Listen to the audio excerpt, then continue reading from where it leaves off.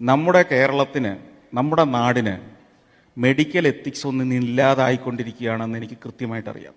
എത്രയോ ഉദാഹരണങ്ങൾ. നല്ല ധാരാളം ഡോക്ടർമാരുണ്ട്, എനിക്ക് നല്ല സുഹൃത്തുക്കളായ ധാരാളം ഡോക്ടർമാരുണ്ട്. പക്ഷേ മെഡിക്കൽ എത്തിക്സ് നമുക്ക് കൈവശം വന്നിരിക്കുന്നു. അതുകൊണ്ട് തന്നെ വരാനിരിക്കുന്ന നാളുകളിൽ അനാവശ്യമായ മരുന്നുകളുടെ കൂമ്പാരത്തിനുള്ളിൽ കിടന്നുറങ്ങുന്ന 3.5 കോടി ജനങ്ങളെ നമ്മളിവിടെ സൃഷ്ടിക്കാൻ പോവുക. ഞാൻ ഏറ്റവും മോൻ്റെ പ്രസവവുമായി ബന്ധപ്പെട്ടുള്ള സിസേറിയനിലാണ് സംഭവിച്ചത്. അതിനുശേഷം ഒരുപാട് പ്രശ്നങ്ങൾ, ആരോഗ്യ പ്രശ്നങ്ങൾ തന്നെ, എന്തെന്ന് കാരണമില്ലാത്ത. ഇതിപ്പോൾ സാധാ ഒരു സ്റ്റിച്ച് വേദന എന്നാണ് ഞാൻ വിചാരിക്കുന്നത്. വേദന ആകുമ്പോൾ ഒക്കെ വിചാരിക്കും ഈ 3 സിസേറിയൻ ആണല്ലോ, അപ്പോൾ അതിൻ്റെ വേദന എന്ന് വിചാരിച്ചിട്ട് ഡോക്ടേഴ്സിനെ മാറി കാണിച്ചിട്ടും ഒരു കുറവുമില്ല. വേദന സഹിക്കാൻ വയ്യാതായപ്പോൾ സ്വകാര്യ ആശുപത്രിയിലെ ഡോക്ടർ CT സ്കാൻ പരിശോധനയ്ക്ക് നിർദ്ദേശിച്ചു. ലോഹോപകരണത്തിന്റെ സാന്നിധ്യം ഇതിൽ കണ്ടെത്തി. തുടർന്ന് 3ാമത്തെ സിസേറിയൻ നടന്ന കോഴിക്കോട് മെഡിക്കൽ കോളേജിലേക്ക് തന്നെ റെഫർ ചെയ്തു. ഓപ്പറേഷനിൽ ശസ്ത്രക്രിയാ ഉപകരണം കണ്ടെത്തി. കുട്ടിയുടെ ആരോഗ്യസ്ഥിതി ഇപ്പോഴും മോശമായി തുടരുകയാണെന്ന് മാതാവ്. സാറ് കൂളായിട്ട് എണിച്ചിട്ട് പറഞ്ഞു, നിങ്ങൾക്ക് യാതൊരു ഇതും ഇവിടുന്ന് തരാൻ ഒരു ഇതുമില്ല, നിങ്ങൾ എന്താണെന്ന് വെച്ചാൽ ചെയ്തോ, നിങ്ങൾ നിങ്ങളുടെ രീതിക്ക് പോയിക്കോ, ഞങ്ങൾ ഞങ്ങളുടെ രീതിക്ക് പോകാമെന്നാണ് അവർ പറഞ്ഞത്. അപ്പം അന്നേരം എനിക്ക് എൻ്റെ മകൻ്റെ, ഇനിയിപ്പോൾ എൻ്റെ മകൻ അല്ല, ഏതൊരു കുഞ്ഞു മക്കളായാലും വലിയ മക്കളായാലും ഇത് ശരിക്കും ഒരു അനാസ്ഥയാണ്. ഇത് ഒരു അനാസ്ഥയുള്ള സംഭവമാണ്. ഇത് ഒരു കുഞ്ഞ് ഇപ്പം നമ്മൾ കണ്ടുപിടിച്ചെങ്കിൽ ആ കൊച്ചിൻ്റെ ഭാവിയിൽ എന്തൊക്കെ വിഭക്തിയിലുണ്ടാവും. ഇന്ന് എൻ്റെ മോന് ഫുഡ് കഴിക്കാൻ പറ്റണില്ല, മര്യാദയ്ക്ക് വെള്ളങ്ങൾ മാത്രമാണ് കഴിക്കാൻ പറ്റണത്. ഈ വേദനയൊക്കെ ഞങ്ങൾ എവിടെ കൊണ്ടു വെക്കും. അതുകൊണ്ട് എന്തായാലും നമ്മളിപ്പോൾ എൻ്റെ മോനിക്ക് എനിക്ക് നീതി കിട്ടണവരെ ഞാനിത് മുന്നോട്ട് കൊണ്ടുപോകാൻ തന്നെയാണ് തീരുമാനം. വയറുവേദനയെ തുടർന്ന് ജൂൺ 12-നാണ് കുട്ടിയെ ആശുപത്രിയിൽ പ്രവേശിപ്പിച്ചത്. അപ്പൻഡിക്സ് ആണെന്ന് അറിയിച്ച് ശസ്ത്രക്രിയ നടത്തി. പിന്നീട് 2 ദിവസത്തിന് ശേഷം കുട്ടിയുടെ ആരോഗ്യസ്ഥിതി മോശമായി. ജൂലൈ 22-ന് ആശുപത്രി അധികൃതർ വീണ്ടും അപ്പൻഡിക്സ് കണ്ടെത്തിയെന്നും ശസ്ത്രക്രിയ വേണമെന്നും അറിയിച്ചു. സംശയം തോന്നിയ കുടുംബം മറ്റൊരു ഡോക്ടറെ സമീപിച്ചതോടെയാണ് വയറ്റിൽ സർജിക്കൽ ക്ലിപ്പ് കണ്ടെത്തിയത്. ഓഗസ്റ്റ് 5-ന് ഇത് നീക്കം ചെയ്തു. വിഷയവുമായി ബന്ധപ്പെട്ട് കുട്ടിയുടെ മാതാവ് വിയ്യൂർ പോലീസിൽ പരാതി നൽകി. ഫുട്ബോൾ കളിക്കുന്നതിനിടെ വീണ് കൈക്ക് പരിക്കേൽക്കുകയും പിന്നീട് ചികിത്സയ്ക്കിടെ ആ കൈ മുറിച്ചു മാറ്റേണ്ടി വരികയും ചെയ്ത സുൽത്താൻ ബിൻ സിദ്ദിഖാണ് ഇപ്പോൾ ഈ നമ്മുടെ കൂടെയുള്ള. വിദേശത്ത് ജോലി ചെയ്തിരുന്ന സമീർ കിഡ്നി സ്റ്റോണിന്റെ ചികിത്സയ്ക്കായാണ് നാട്ടിലെത്തിയത്. 2 തവണ ശസ്ത്രക്രിയ ചെയ്തിട്ടും അസുഖം ഭേദമായില്ല. 2ാം തവണ ശസ്ത്രക്രിയയ്ക്ക് ശേഷം കിഡ്നി സ്റ്റോൺ നീക്കം ചെയ്തുവെന്ന് സാക്ഷ്യപ്പെടുത്തുന്ന രേഖകളും ആശുപത്രി നൽകി. തിരികെ വിദേശത്തേക്ക് പോകാനിരിക്കെയാണ് അസുഖം ഭേദമായില്ലെന്ന് മനസ്സിലാക്കുകയും 3ാമത് ശസ്ത്രക്രിയ ചെയ്യാൻ കിംസ് ആവശ്യപ്പെടുകയും ചെയ്തത്. 2 തവണ ശസ്ത്രക്രിയയ്ക്ക് അനസ്തേഷ്യ നൽകിയതിനാൽ ജനറൽ അനസ്തേഷ്യയ്ക്ക് പകരം ലോക്കൽ അനസ്തേഷ്യ നൽകാമെന്ന സമ്മതത്തോടെയാണ് സമീർ ശസ്ത്രക്രിയയ്ക്ക് സമ്മതം മൂളിയത്. അനസ്തേഷ്യ നൽകിയതിലുണ്ടായ പ്രശ്ന ചികിത്സാ പിഴവ് മൂലം മരണമടഞ്ഞ തിരുവനന്തപുരം കല്ലറ സ്വദേശി സമീറിന്റെ മാതാവാണിത്. സമീറിന്റെ കുടുംബത്തിന് 10 ലക്ഷം രൂപയാണ് കിംസ് വാഗ്ദാനം നൽകിയത്. കിംസിന്റെ ഷെയർ ഹോൾഡറായ ഖാദർ എന്തുകൊണ്ട് വിളിച്ച് 10 ലക്ഷം രൂപ തരാം, കേസിന് പോകരുത് എന്ന് ഇവിടെ പറഞ്ഞു. ഇപ്പോ കിംസിന്റെ ഭാഗത്ത് നിന്ന് വിളിച്ച അസ്മിൻ വ്യക്തമാക്കി. എനിക്ക് അനസ്തേഷ്യ തന്നു. അനസ്തേഷ്യ തന്നപ്പോഴത്തേക്കും നട്ടെല്ലിലാണ് നമുക്ക് അനസ്തേഷ്യ തരുന്നത്. ആ സൂചി നമുക്ക് നട്ടെല്ലിൽ കുത്തുമ്പോൾ തന്നെ ആ ഡോക്ടർ അവിടെ നിന്ന് പറയുന്നുണ്ടായിരുന്നു, അത് ബ്ലഡ് വരുന്നുണ്ട്, ഇതെന്താ ഇങ്ങനെ എന്ന് ചോദിച്ചിട്ടുണ്ടായിരുന്നു. ആ സമയത്ത് തന്നെ എനിക്ക് ബോധം പോയി. പിന്നെ സംഭവിച്ചത് എന്താണെന്ന് എനിക്ക് അറിയത്തില്ല. പിന്നെ എനിക്ക് നടക്കാൻ പറ്റുന്നില്ല, വീൽ ചെയറിലാണ്. അപ്പോൾ ഇതുപോലത്തെ അവസ്ഥ ഇനി ആർക്കും ഉണ്ടാവാൻ പാടില്ല. ഇതിന് ജനറൽ ആശുപത്രിയിൽ തൈറോയിഡ് ശസ്ത്രക്രിയയ്ക്കിടെ ഗൈഡ് വയർ നെഞ്ചിൽ കുടുങ്ങിയ സംഭവത്തെ നിസ്സാരവൽക്കരിക്കുന്ന നടപടിയായിരുന്നു ആരോഗ്യവകുപ്പ് നടത്തിയത്. ഗൈഡ് വയർ കുടുങ്ങിയതുകൊണ്ട് മറ്റു പ്രശ്നങ്ങളില്ലെന്നും പരാതി ലഭിച്ചാൽ നടപടിയെടുക്കുമെന്നുമായിരുന്നു വാദം. ഇതിനു പിന്നാലെയാണ് സുമയ്യയുടെ സഹോദരൻ കന്റോൺമെന്റ് പോലീസിൽ പരാതി നൽകിയത്. തുടർന്ന് വിശദമായ മൊഴി നൽകാൻ സുമയ്യ കന്റോൺമെന്റ് പോലീസ് സ്റ്റേഷനിലെത്തി. കാസർഗോഡ് കാഞ്ഞങ്ങാട് ജില്ലാ ആശുപത്രിയിൽ ഹെർണിയ ഓപ്പറേഷനെത്തിയ 10 വയസ്സുകാരന്റെ ഞരമ്പ് മാറ്റിമുറിച്ചു. ആരോഗ്യനില വഷളായതോടെ കുട്ടിയെ കണ്ണൂരിലെ സ്വകാര്യ ആശുപത്രിയിലേക്ക് മാറ്റി. പാലക്കാട് 9 വയസ്സുകാരുടെ കൈ മുറിക്കേണ്ടി വന്നതിൽ ആരോഗ്യവകുപ്പ് കൈയൊഴിയുകയാണ്. ഡോക്ടർക്ക് പിഴവില്ലെന്ന് DMO പറയുന്നു. എന്നാൽ വീഴ്ചയ്ക്ക് തെളിവുണ്ടെന്ന് ഇരയായ കുട്ടിയുടെ കുടുംബം മാതൃഭൂമി ന്യൂസിനോട് പറഞ്ഞു. അവരിപ്പോ ചെയ്തിട്ടും നമ്മളുടെ പേര് തെറ്റെന്നാണ് അവർ പറയുന്നത്. കാരണം ഉറച്ച തീരുമാനത്തിൽ അവർ നിൽക്കണില്ല. ഞാൻ സംരക്ഷിക്കുകയാണ് അവരിനെ തന്നെ സംരക്ഷിക്കാൻ തന്നെ നോക്കണം. ഒരു 9 വയസ്സുകാരി ഈ മാസം 19-ന് കല്ലുംതാഴം സ്വദേശി ഗണേശൻ പിള്ള, 2 ദിവസത്തിന് ശേഷം മുണ്ടയ്ക്കൽ സ്വദേശി സദാശിവൻ, അയത്തിൽ സ്വദേശി ഉഷ എന്നിവർ, 24-ന് അഷ്ടമുടി സ്വദേശി മധുസൂദനൻ പിള്ള എന്നിവരാണ് ESI ആശുപത്രിയിൽ മരിച്ചത്. ആശുപത്രിയിലെ കാത്ത് ലാബിൽ ആൻജിയോപ്ലാസ്റ്റി സർജറിക്ക് വിധേയരായവരാണ് ഈ 4 പേരും. ഏപ്രിലിന് ശേഷം മെഡിക്കൽ ICUവിൽ ചികിത്സയിലായിരുന്ന 90 പേരും മരിച്ചു. ചികിത്സയ്ക്കെത്തുന്ന പാവപ്പെട്ടവരെ അനാവശ്യമായ ശസ്ത്രക്രിയയ്ക്ക് വിധേയരാക്കി സർക്കാരിൽ നിന്ന് പുറംകരാറുകാർ ലക്ഷങ്ങൾ തട്ടിയെടുക്കുന്നതായാണ് പരാതി.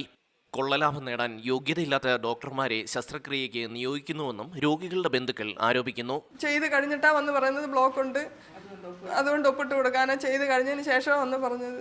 കൊല്ലത്തെ ഒരു സ്വകാര്യ ആശുപത്രിയാണ് ESI ആശുപത്രിയിലെ കാത്ത് ലാബ് ഏറ്റെടുത്തിരിക്കുന്നത്.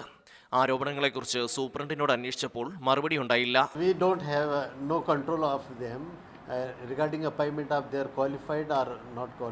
ആശുപത്രിയിൽ നടക്കുന്നത് എന്താണെന്ന് പോലും അറിയാത്ത ഡെപ്യൂട്ടി സൂപ്രണ്ട് രോഗികളുടെ ബന്ധുക്കളോടാണ് ദശയുടെ ശസ്ത്രക്രിയ നടത്തേണ്ട കുട്ടിയുടെ വയറിൽ ശസ്ത്രക്രിയ പാടുകൾ കണ്ടപ്പോൾ മാതാപിതാക്കൾക്ക് സംശയം തോന്നിയതിനെ തുടർന്ന് ചോദിച്ചപ്പോഴാണ് ഈ വിവരം പുറത്തു വരുന്നത്.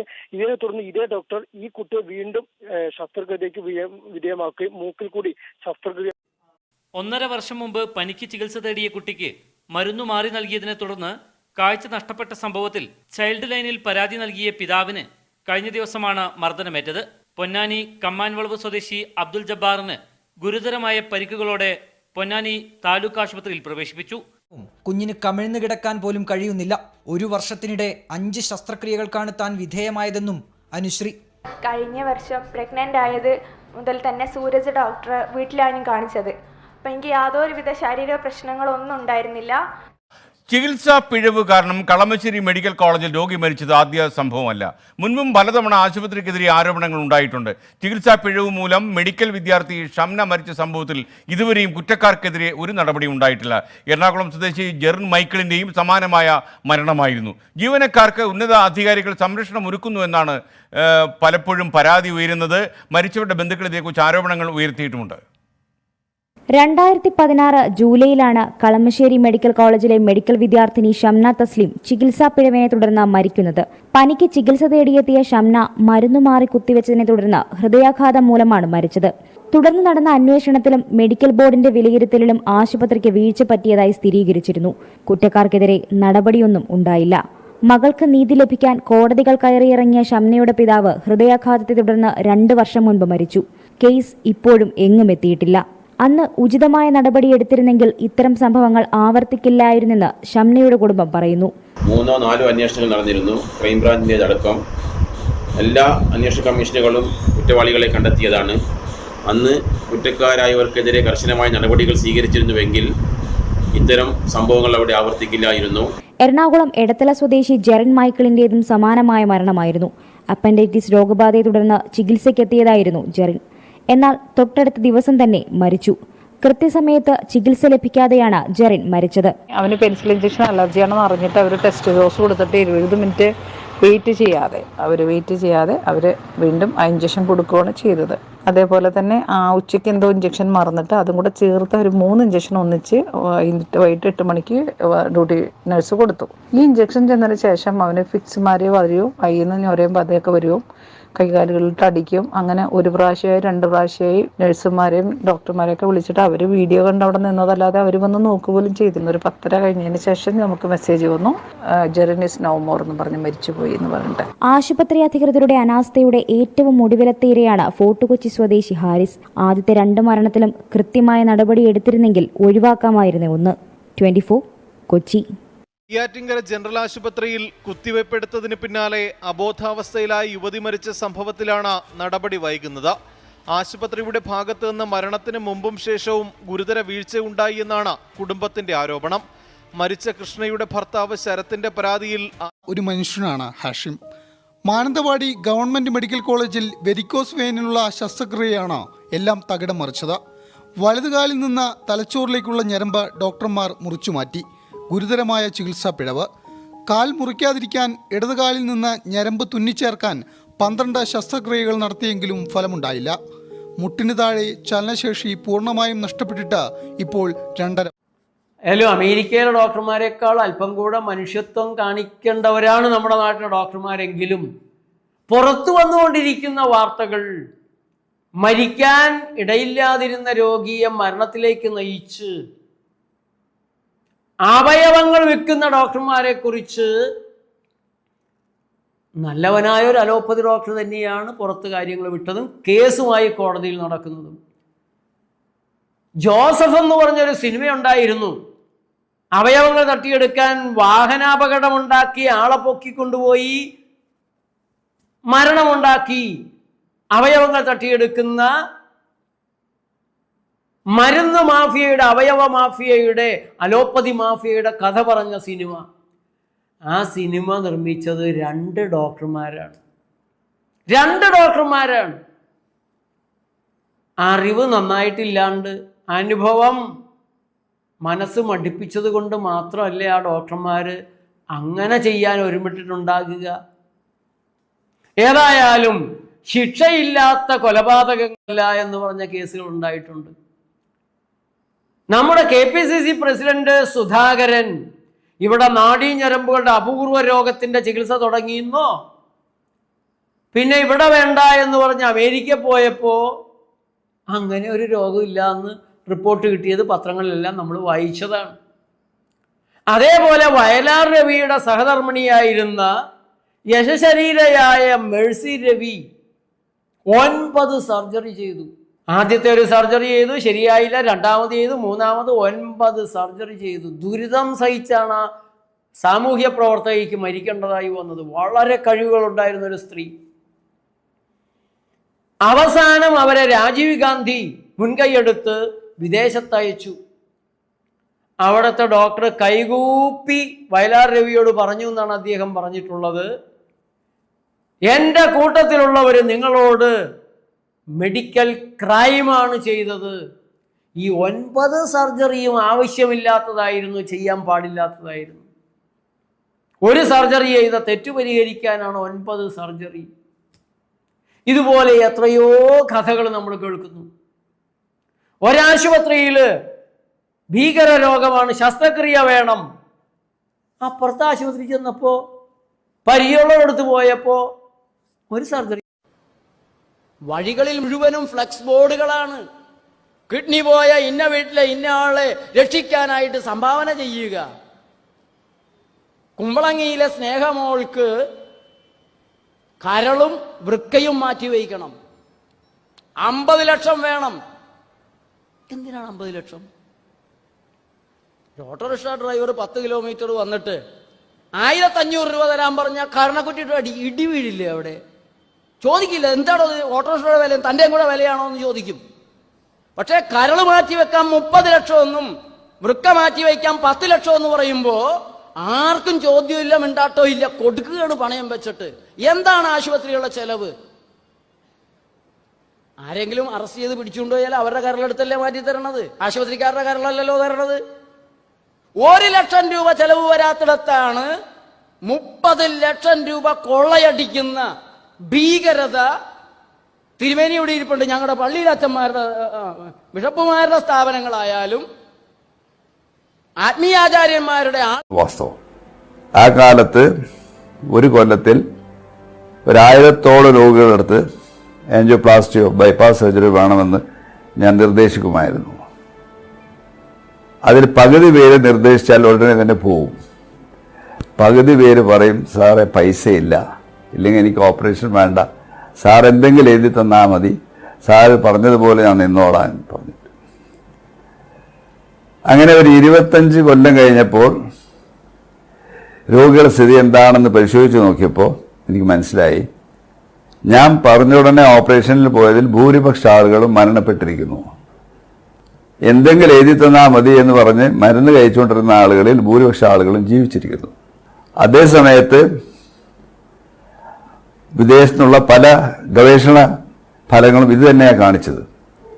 ബൈപ്പാസ് ഓപ്പറേഷനും ആൻജിയോപ്ലാസ്റ്റിയും മരണങ്ങൾ കുറക്കുന്നില്ല, ഹാർട്ട് അറ്റാക്ക് കുറക്കുന്നില്ല, കോംപ്ലിക്കേഷൻസ് കുറക്കുന്നില്ല. ആകെ ഉണ്ടാവുന്നത് രോഗികൾക്കും ഡോക്ടർക്കും ബന്ധുക്കൾക്കും ഒരു കോൺഫിഡൻസ്, എന്തോ ചെയ്തിരിക്കുന്നു, അതുകൊണ്ട് ഞങ്ങളുടെ അസുഖമൊക്കെ മാറി എന്നുള്ളത്. പക്ഷെ ഈ സന്തോഷം ഇതുകൊണ്ട് നിസാരം മാറിപ്പോകുന്ന സാധനങ്ങളാണ്. ഇതൊന്നും നിങ്ങൾ വരുന്ന യൂട്രസ് ക്യാൻസർ, അത് യൂട്രസ് ക്യാൻസറായി. കീമോയും റേഡിയേഷനും ചെയ്യുന്നത് 2% മാത്രമേ കീമോ ചെയ്തിട്ടുള്ളൂ. 2.3% 5 വർഷത്തിന് ശേഷം ജീവിച്ചിരിപ്പുള്ളൂ. അവർ തന്നെ സർവേ നടത്തിയത്. അതിൻ്റെ എല്ലാ ഡീറ്റെയിൽസ് ഉണ്ട്. ഇത് ചെയ്യാത്തവൻ 20 കൊല്ലത്തിന് മേളിൽ കഴിഞ്ഞാലേ അവനൊരു സൈഡ് എഫക്റ്റ് ഉണ്ടാവുള്ളൂ, അതിനെ പ്രതികരിക്കത്തുള്ളൂ എന്ന് അവർ തന്നെ പറയുകയും പിന്നെ ആർക്ക് വേണ്ടിയാണ് ഈ തോന്നിവാസങ്ങളെല്ലാം ചെയ്യുന്നത്? ആ പൊടി, കീമോ ചെയ്യുന്ന പൊടി തറയിൽ വീണാൽ കൈ കൊണ്ട് തൊടാൻ പാടില്ല. ആംഗ്ലോസ് ഇവിടം വരെ ഇടണം, കൈയുടെ എൽബോ വരെ. അതിന് കൈയും വായും കണ്ണും കെട്ടിയിട്ട് കണ്ണിൽ കണ്ണാടി വെച്ചിട്ട് മാത്രമേ ഈ പൊടി എടുക്കാൻ പറ്റുള്ളൂ. ഇത്രയും വൃത്തികെട്ട നികൃഷ്ടമായ പാഷാണം എൻ്റെ നെഞ്ചത്തേക്കാ കുത്തിവെക്കുന്നേ. അപ്പോൾ അവൻ എത്ര നാൾ ജീവിച്ചിരിക്കും? ഇത് എത്ര പേർക്കറിയാം? നിങ്ങൾ ഒരാൾ കീമോ ചെയ്യുന്നതിന് മുമ്പിട്ട് ദയവ് ചെയ്ത് ഒരു 10 പേരെ കീമോ ചെയ്തവരെ കാണുക, കണ്ടിട്ട് അവരുടെ അഭിപ്രായം തിരക്കുക. അഭിപ്രായം ചെയ്ത ജീവിതത്തിൽ നിങ്ങൾ കീമോ തൊടൂല. ചൈനയിലുള്ളൊരു പെണ്ണ്, ഒരു MBBS പെണ്ണ് ഇപ്പോൾ എന്നെ വിളിച്ചായിരുന്നു. അവൾ പറഞ്ഞൊരു വാചകം ഞാൻ കേട്ടിട്ട് ഞാൻ ഞെട്ടിപ്പോയി. അവളുടെ പ്രൊഫസർ എന്ന് പറഞ്ഞാൽ അവളുടെ ഹെഡ്, ആ ഡോക്ടറുടെ അച്ഛന് ക്യാൻസർ വന്നെന്നൊരു മെസ്സേജ് വന്നു. അയാൾ അവിടെ നിന്നിട്ട് കരയാൻ തുടങ്ങി, നിലവിളി. എടാ ഇത്രയും എല്ലാത്തിനും കീമോ ചെയ്യുന്ന അയാൾ, അവൾ അതാണ് അനുഭവിക്കുന്നത്. അവൾ പറയുന്നത് വൈദ്യരെ അവർ എല്ലാവർക്കും നിഷ്പ്രയാസം എഴുതിയിടുന്ന കീമോ എന്തുകൊണ്ട് അവരുടെ തന്തയുടെ പുറത്ത് കയറ്റിയില്ല? അവർ നിലവിളിക്കുന്നു. എൻ്റെ അടുത്ത് ക്യാൻസർ പേഷ്യൻ്റ് വന്നായിരുന്നു. അത് ക്യാൻസറൊന്നും ഇല്ല, അവൻ്റെ ഇവിടെ ഡ്രില്ലിങ് നോക്കണം, എന്താണ് സൗണ്ട് പോയെന്ന്. ഡ്രില്ലിങ് എന്തുകൂടെ കേൾക്കണേ? ഒരുത്തിനെ അങ്ങോട്ട് പിടിച്ചോണ്ടില്ല, അവൻ്റെ സൗണ്ട് പോയ എന്താണെന്ന് ഡ്രില്ലിങ് അകത്ത് നോക്കാൻ പോകുന്നത്. ആ വാചകം ഉപയോഗിച്ച് വാചകം പറയുന്നത്. പിന്നെ പ്രോസ്റ്റേറ്റ് ഗ്രൈൻഡിങ്ങാണ്. അപ്പോൾ ഡ്രില്ലിങ്ങും ഗ്രൈൻഡിങ്ങും ആണ് ഇപ്പോൾ നടക്കുന്ന പുറത്ത്. കൃഷി ചെയ്യാൻ തുടങ്ങും. പണ്ടത്തെ കണക്ക് നാട്ടിൽ കൃഷിയുണ്ട്. അവർ ഒരു സ്കൂളിൽ പോകണമെങ്കിലും ജോലിക്ക് പോകണമെങ്കിലും വാഴയും കപ്പയും ചീനിയും ചാങ്ങഞ്ചലും ചേപ്പൊക്കെ നട്ടിട്ട് പോയ ആ സംസ്കാരത്തിലേക്കും ആ ഇതിൽ തിരിച്ചു വരാൻ പറ. ഒരു ക്യാൻസർ ഇവിടെ ഉണ്ടാവില്ല.